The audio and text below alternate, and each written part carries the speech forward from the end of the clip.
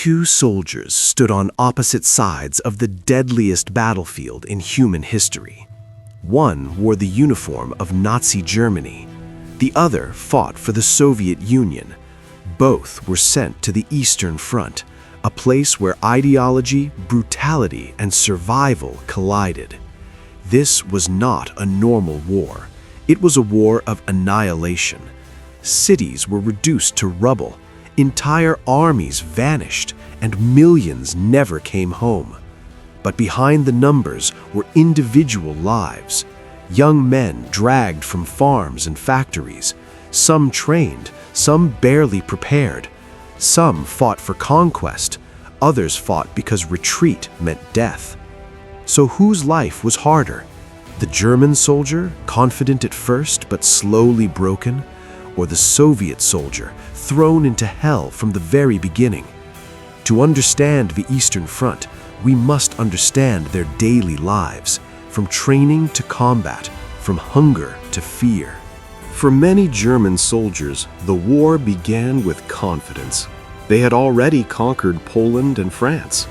When Germany invaded the Soviet Union in 1941, most believed victory would come within weeks. German recruits often received structured training. They were taught discipline, coordination, and modern battlefield tactics. Propaganda promised glory, land, and the collapse of the Soviet state. The Soviet soldiers' experience was very different. The invasion came as a shock. Millions were rapidly conscripted, many with minimal training. Some soldiers went into battle without ever firing a weapon before. For the German soldier, the war began as an offensive campaign. For the Soviet soldier, it began as a desperate fight to survive. From the first day, their expectations could not have been more different, and neither could their futures. The German army, or Wehrmacht, was known for its professional structure. Training emphasized initiative, discipline, and cooperation between infantry, armor, and artillery. Non-commissioned officers played a crucial role, often making real-time decisions on the battlefield. This gave German soldiers a major advantage early in the war. They moved fast, adapted quickly, and coordinated attacks efficiently. Soviet soldiers, especially early on, lacked this preparation. Training periods were often rushed or incomplete. The Red Army had suffered purges of experienced officers before the war, weakening leadership. Discipline was harsh. Orders were absolute. Retreat without permission could mean execution. However, as the war progressed, the Red Army transformed from chaos into a hardened professional force. Early in the war, German soldiers were better equipped. They carried reliable rifles, machine guns, and field gear. Their uniforms and boots were well made, at least at first. But Germany had a hidden weakness. Its army was modern in tactics, but outdated in logistics. Much of its transport relied on horses, not trucks. As distances stretched across the Soviet Union, supplies failed to keep up. Soviet soldiers initially suffered from shortages. Some units lacked weapons, others shared ammunition. Uniforms were poor and equipment was scarce. Then Soviet industry mobilized. Factories were moved east. Production exploded. Weapons like the T-34 tank and PPSH-41 submachine gun became symbols of mass warfare. Quantity, combined with improving quality, slowly erased Germany's advantage.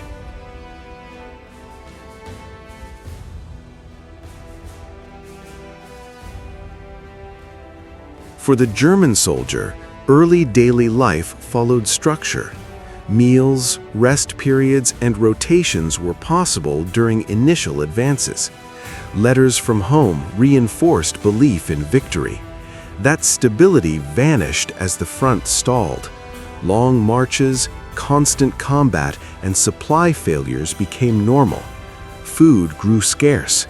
Exhaustion became permanent. For the Soviet soldier, daily life was brutal from the start. Hunger, Cold and fear were constant companions. There was little rest. Survival meant adapting quickly or dying. In battles like Stalingrad, soldiers lived among ruins. Sleep came in minutes, not hours. The line between life and death shifted by the second. Both soldiers endured unimaginable stress, but one watched conditions collapse over time, while the other was thrown directly into hell. Die Eastern Front war erst tödlich als die enemy itself. German soldiers advanced deep into Soviet territory, unprepared for its scale and climate. When winter arrived, it struck brutally. Temperatures plunged, vehicles froze, weapons jammed. Winter gear existed, but never reached many frontline units. Cold claimed as many lives as bullets. Soviet soldiers were no strangers to harsh conditions. They suffered terribly, but adapted faster. Improvised shelters, layered clothing, and experience with extreme cold made survival more likely. Terrain worked against Germany. Vast distances stretched supply lines. Mud seasons swallowed vehicles. The land favored defenders, and slowly, the environment began to fight on the Soviet side. German soldiers initially trusted their leadership. Officers were experienced and command structures functioned well. But as defeats mounted, faith eroded. Orders became unrealistic, retreats were forbidden, entire armies were sacrificed for ideology. Soviet leadership ruled through fear early on. Political officers enforced loyalty. Blocking detachments punished retreat. But this system evolved. As the Red Army gained experience, leadership became more flexible. Competent commanders emerged. Coordination improved. Fear was gradually replaced by confidence. Both armies demanded obedience, but one collapsed under rigid ideology, while the other learned, adapted, and hardened through suffering. German soldiers fought under Nazi ideology. The war against the Soviet Union was framed as a racial and ideological crusade. This led to widespread atrocities and brutal treatment of civilians and prisoners. Not every soldier was a fanatic, but the system they served enabled mass violence. Soviet soldiers were driven by survival. Their homes were destroyed, families killed or displaced. This was not about conquest, it was about defending their land. Patriotism, hatred of the invader, and fear of punishment combined into relentless determination. Over time, motivation shifted from fear to revenge, and finally to victory. The Eastern Front consumed lives at an unimaginable scale. Around 80% of German military deaths occurred there. Captured German soldiers faced brutal conditions in Soviet camps. Many never returned. For Soviet soldiers, capture was often worse. Prisoners were starved, abused, or executed by German forces. Those who survived captivity were sometimes treated as traitors upon return. Death was everywhere, in battle, in camps, on marches. Survival depended on luck as much as skill. Both soldiers lived with the knowledge that capture might be a death sentence. The Eastern Front consumed lives at an unimaginable scale. Around 80% of German military deaths occurred there.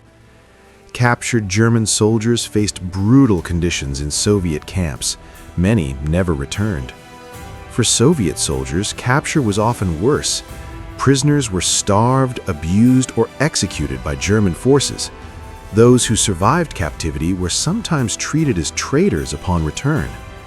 Death was everywhere, in battle, in camps, on marches. Survival depended on luck as much as skill.